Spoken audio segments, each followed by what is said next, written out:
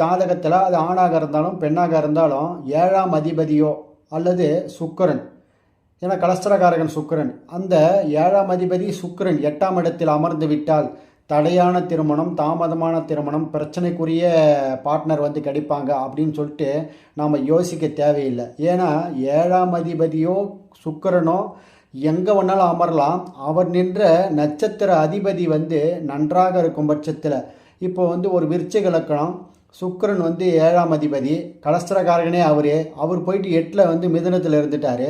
அந்த மிதுனத்தில் குருவினுடைய சாரத்தில் அமர்ந்து புனர்பூசம் 1, 2, 3 பாதங்களில் அமர்ந்து, அந்த குரு கடகத்தில் இருந்தாலும், அந்த குரு மீனத்தில் இருந்தாலும், அந்த குரு விருச்சிகத்தில் இருந்தாலும், அந்த ஜாதகருக்கு அற்புதமான பார்ட்னர், அற்புதமான கணவன், அற்புதமான மனைவி அமைவதற்குண்டான கொடுப்பனை, பிரபஞ்சத்தினுடைய டிசைன் அது அமையுன்றது வந்து தெளிவாக சொல்லலாம்.